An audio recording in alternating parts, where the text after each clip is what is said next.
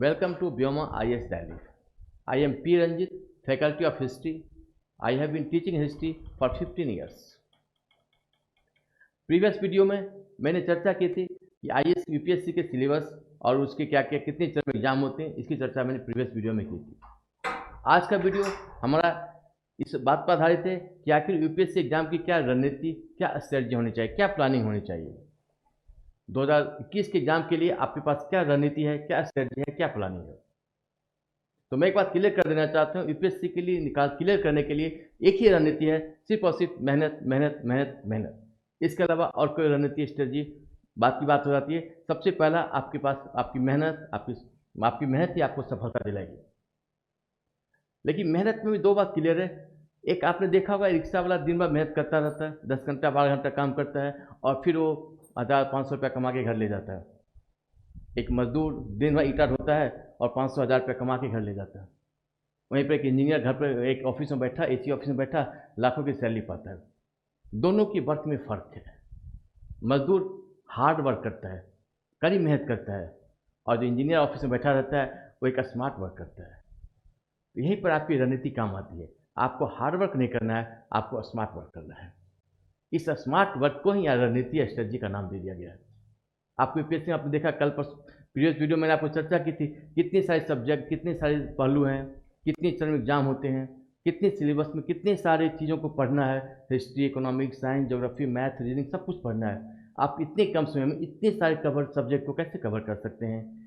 इसके लिए आपको कोई एक हार्ड वर्क ही नहीं, बल्कि एक सफल रणनीति जो कि स्मार्ट वर्क से आएगी। आपकी सोच स्मार्ट होनी चाहिए। स्मार्ट वर्क जब तक करेंगे, स्मार्ट स्टडी करेंगे, तभी आप इस एग्ज़ाम को क्लियर कर पाएंगे। तो यूपीएससी वस्तुतः आपका टारगेट अर्जुन की भांति यूपीएससी होना चाहिए। जब आप सिर्फ यूपीएससी की भांति यूपीएससी को देखते हैं तो सबसे पहले आपको देखना पड़ेगा आखिर यूपीएससी की डिमांड क्या है। यूपीएससी एग्जाम में हमें क्या चाहिए, वो क्या हमसे क्या अपेक्षा रखती है। वो जब यूपीएससी को आप देखेंगे तो वस्तुतः वो आपके दृष्टिकोण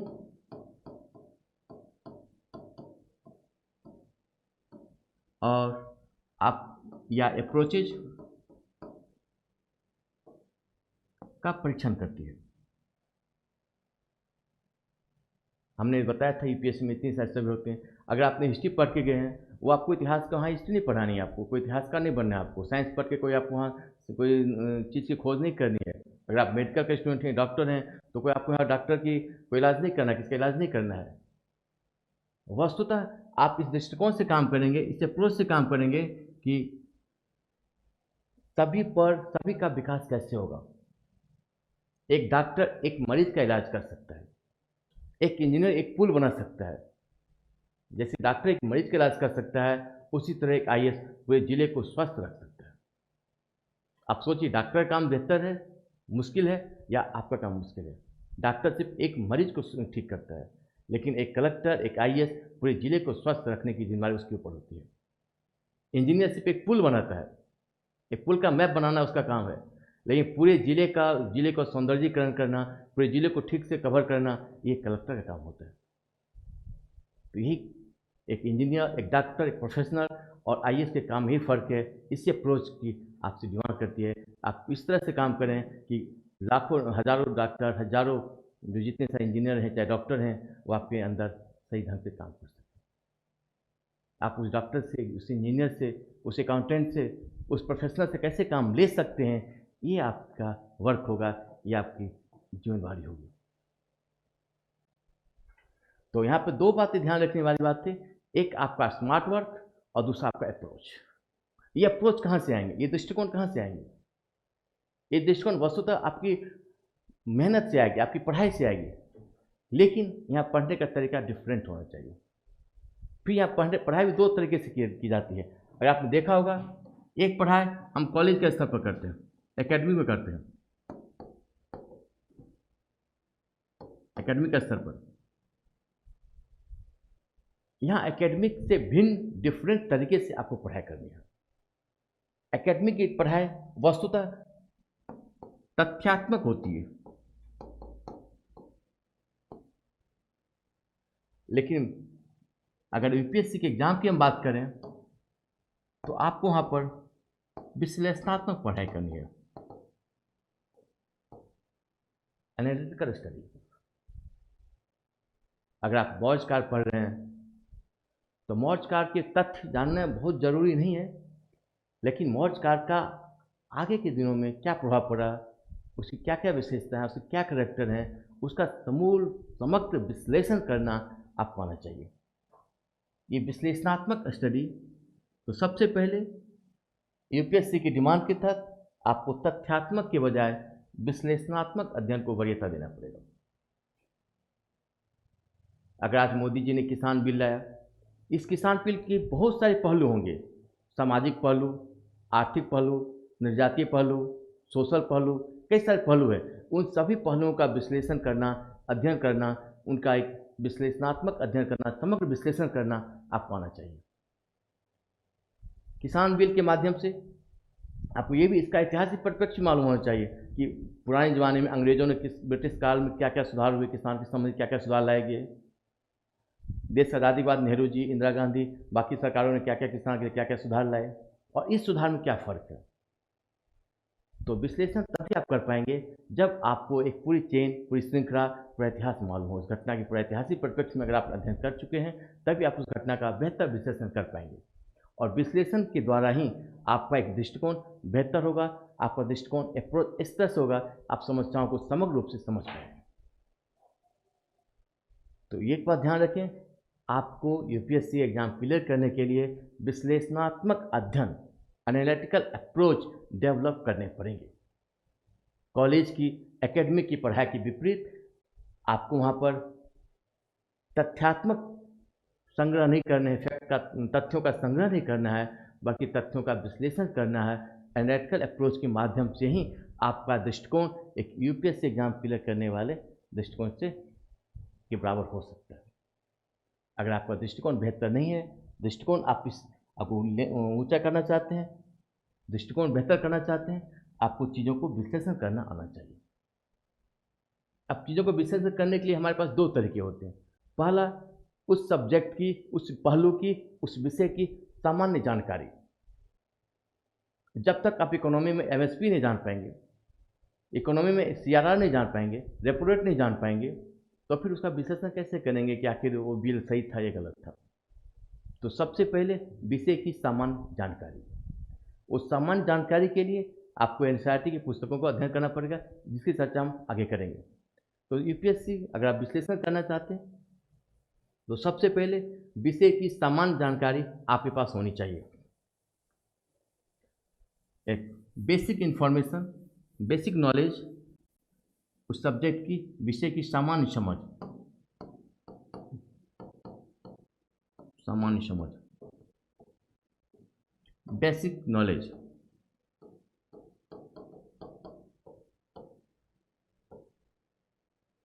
बेसिक नॉलेज चाहे वो हिस्ट्री की हो, इकोनॉमिक्स की हो, संविधान की हो, या फिर साइंस की ही क्यों न हो। जब तक आप बेसिक नॉलेज सब्जेक्ट का नहीं होगा आपके पास, फिर आप चीज़ों को, तथ्यों को बाद में विश्लेषण करने में आपको कठिनाई महसूस होगी। तो सामान्य समझ के बाद उस सब्जेक्ट की अवधारणात्मक स्पष्टता, कंसेप्चुअल क्लैरिटी भी होनी चाहिए। तो दूसरा स्टेज आपका है अवधारणात्मक स्पष्टता।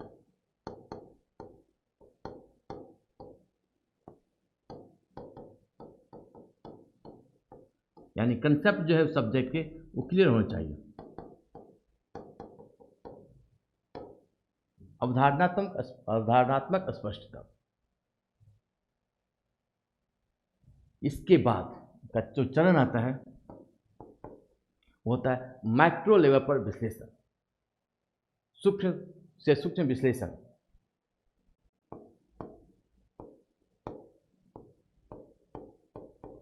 सूक्ष्म से सूक्ष्म विश्लेषण, माइक्रो एनालिसिस।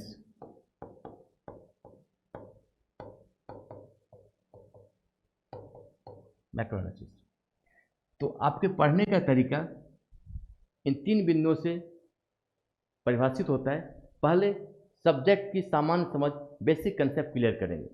जो बेसिक सी बातें हैं, चाहे हिस्ट्री की हो, चाहे साइंस की हो, चाहे वो इकोनॉमिक्स पॉलिटिक्स किसी भी सब्जेक्ट की हो। उसके बाद उस सब्जेक्ट के कंसेप्ट होते हैं जो आपको क्लियर होने चाहिए। राष्ट्रपति कैसे बनते हैं, राष्ट्रपति के क्या क्या वर्क हैं, महाभियोग कौन लगाता है, क्या प्रोसेस है। अगर इकोनॉमी की पढ़ाई करते हैं तो CRR क्या है, रेपो रेट क्या है, बैंक रेट क्या है, RBI के क्या क्या काम है। तो ये आपको बेसिक कंसेप्ट और अवधारणा स्पष्टता क्लियर होनी चाहिए। इसके बाद अब जो IAS का आज के डेट में सवाल जाता है, वो सवाल बेसिक कंसेप्ट से भी नहीं आता है, बहुत ही मैक्रो लेवल पर आपको इन्फॉर्मेशन आपके पास होनी चाहिए। सपोज इट आपने पढ़ा मौर्य काल, तो मौर्य काल की बेसिक समझ आपको मालूम है कि सबसे पहले राजा चंद्रगुप्त थे जिन्होंने ये सब युद्ध लड़ा था, फिर बिंदुसार आए, फिर अशोक आए, फिर फलना फलना आए, उसके लास्ट रूलर बृहद्रथ थे। लेकिन उसके बाद आपको अवधारणा स्पष्टता भी है उनका साम्राज्य कहाँ पे था, उन्होंने सामाजिक आर्थिक राजनीतिक स्तर पे क्या क्या सुधार किए, और उनके सुधार आज किस रूप में देखे जा सकते हैं। लेकिन अब सवाल यहाँ से भी नहीं आएगा, सवाल आपको सूक्ष्म से सूक्ष्म आएगा कि आखिर आपने सवाल देखा होगा, धर्म की विशेषता बताएं। अशोक के धर्म के बाद एक छोटा सा पहलू बनता है धम्म, अभिलेख, उसकी आर्थिक नीति से बनता है आर्थिक विनियमन। ये जो सवाल बनते हैं वो आप तभी कर पाएंगे जब उन सब्जेक्ट के सूक्ष्म से सूक्ष्म विश्लेषण कर पा रहे हैं। सवाल मैक्रो लेवल पर आने लगे। आप ब्रिटिश इकोनॉमिक पॉलिसी से नहीं आती सवाल, अब आपका सवाल आएगा Dane of wealth. Dane of wealth में भी जो दादा भाई नौरोजी के जो कथन थे वहाँ से आपके सवाल बनेंगे। मुगल काल में संस्कृत भाषा का विकास, हाँ ऐसे सवाल बनते हैं अब आपसे। प्राचीन भारत में नहीं, मुगल काल में। इन चीज़ों को तभी आप समझ पाएंगे जब आप सूक्ष्म विश्लेषण कर पाएंगे, सब्जेक्ट का सूक्ष्मतापूर्ण अध्ययन करते हैं। इसके बाद आपको आपके पास भाषाई शुद्धता भी होनी चाहिए। अगर भाषाई शुद्धता नहीं है, आप ठीक से लिख नहीं पा रहे हो तो भी आपकी पढ़ाई बेकार हो जाएगी। भाषाई शुद्धता, भाषाई शुद्धता हमारी कोचिंग में BOM IAS में एक बहुत ही बड़े विद्वान हैं, हमारी भाषा के विद्वान हैं। जब आप ऑनलाइन क्लासेस लेंगे तो भाषा के विद्वान आपकी भाषा की शुद्धता पर विशेष ध्यान देंगे, जो आपको निबंध या GK के क्वेश्चन का हल करने में आपको सहूलियत या आपको शुद्ध करा देंगे। क्योंकि भाषा की शुद्धता बहुत आवश्यक है। आप सब कुछ पढ़ लिया, आपकी भाषा गलत है, अस्पष्ट है, साफ साफ लिखे नहीं है, तो आपके नंबर कटेंगे नहीं, लेकिन नंबर बढ़ेंगे भी नहीं। नंबर तो नहीं कटेंगे, लेकिन आपके नंबर उसके आधार पर 2% 1%, क्योंकि आपको ऐसा लिखना है कि जो देखने वाला है आपकी कॉपी को देखे, वो खुश हो आपको कॉपी को देखकर, आपको आंसर राइटिंग को देखकर। अगर आप अशुद्ध लिख दिया, शुरू में अशुद्ध लिख रहे हैं, साफ साफ नहीं लिख रहे हैं, उसके टीचर के मन पर बुरा प्रभाव पड़ेगा और आपकी कॉपी को फिर उतने नंबर नहीं दे पाएंगे जितना उसको देना चाहिए था। इसलिए भाषा शुद्धता भी बहुत ही आवश्यक है। तो मैंने 2 चीज़ें बताई, 3 चीज़ें बताई आपको। एक, विषय की सामान्य समझ, अवधारणात्मक स्पष्टता, सूक्ष्म से सूक्ष्म विश्लेषण और भाषाई शुद्धता। ये 4 टॉपिक ऐसे हैं जिसके आधार पर आप UPSC तैयारी को प्रारंभ कर सकते हैं। अब ये 4 चीज़ आपको कैसे मिलेंगी, कहाँ से मिलेंगी? जब विषय की सामान्य समझ की हम बात करते हैं तो कहीं ज़्यादा इधर उधर भागने की जरूरत नहीं है, सिर्फ आपको पुस्तक उठानी है NCERT की। आप 6 से 7 से 5 से जहाँ से भी NCERT 6 से लेकर 12 तक आप सारी बुक सारी NCERT को पढ़ लें, आपको सब्जेक्ट के सारे बेसिक कंसेप्ट क्लियर हो जाएंगे। तो सबसे पहला चरण आपका है 6 to 12 NCERT बुक को लेंगे। अभी आपको गाइड, कोई नोट्स इधर नहीं भटकेंगे, सिर्फ आप लेंगे 6 से लेकर 12वीं तक की NCERT की बुक को, उसको कई बार पढ़ेंगे। इसमें एक बात और ध्यान देने वाली बात है कि NCERT बुक 2 प्रकार के हैं, एक न्यू NCERT, एक ओल्ड NCERT। दोनों की अपनी विशेषता है, दोनों पढ़ेंगे आप। जो ओल्ड NCERT है वो आपके कंसेप्ट को बेहतर कर देगी। वो कंसेप्ट तो लिखी गई है, वो बड़े बड़े विद्वान थे, उन्होंने लिखा है, इसलिए इस किताब को पढ़ेंगे आपका कंसेप्ट क्लियर हो जाएगा। और अगर न्यू NCERT पढ़ेंगे, अगर हिस्ट्री वगैरह न्यू NCERT पढ़ेंगे तो जो नए एस्पेक्ट्स हैं, नई नई जो खोज हो रही है, वो इस चीज़ से अवगत कराती है। इसलिए आप दोनों को पढ़ेंगे। पतली पतली किताब होती है, ज़्यादा मोटी किताब नहीं होती। आप उसको आराम से पढ़ सकते हैं, धीरे धीरे समझ लेकर ग्रास्प करके पढ़ेंगे, फिर आपका क्लियर हो जाएगा। तो सबसे पहला अवधारणात्मक स्पष्टता और सामान्य समझ के लिए आपको एनसीईआरटी की बुक को ही अपना बेस बनाना है, अपनी स्टडी का माध्यम बनाना है। इसके बाद सूक्ष्म से सूक्ष्म विश्लेषण करने के लिए हमारी जो कोचिंग है, इसमें कई सारे फैकल्टीज़ हैं, अलग अलग सब्जेक्ट के अलग अलग फैकल्टी हैं, जो आपको अलग अलग सब्जेक्ट के बारे में चर्चा करेंगे। भाषा के अलग विद्वान हैं, इकोनॉमिक पॉलिटिकल साइंस के अलग अलग विद्वान हैं, जो आपको अलग अलग सब्जेक्ट में चर्चा करेंगे कि उस सब्जेक्ट के सूक्ष्म से सूक्ष्म विश्लेषण आप कैसे कर पाएंगे। मैं हिस्ट्री का टीचर हूँ, इससे आपको हिस्ट्री के बारे में बता सकता हूँ कि हिस्ट्री में कैसे पढ़ना है। तो जब आप हमारा वीडियो देखेंगे तो आपको बाकी सब्जेक्ट के टीचर, बाकी फैकल्टीज आपको अपने अपने सब्जेक्ट के बारे में चर्चा करके बताएंगे उस सब्जेक्ट की क्या डिमांड है, उस सब्जेक्ट में आपको कहाँ से बेसिक नॉलेज के अलावा जो मैक्रो लेवल पर जो जानकारी है वो कहाँ से मिलेगी। देखिए, इतनी बात का ध्यान रखेंगे आईएएस बनने के लिए। सबसे पहले आपको करना क्या है, ये सब्जेक्ट की बेसिक नॉलेज, सब्जेक्ट की कंसेप्ट क्लियरिटी, अवधारणात्मक स्पष्टता और भाषाई शुद्धता, ये जब 3 चरण आप पूरा कर लेंगे, फिर आपकी यूपीएससी की 50% तैयारी अपने आप पूरी हो जाएगी। और अब इसके बाद मैं हिस्ट्री पे चर्चा करूंगा, क्योंकि मैं हिस्ट्री का टीचर हूं, जिसकी चर्चा मैं नेक्स्ट वीडियो में करूंगा। Thank you.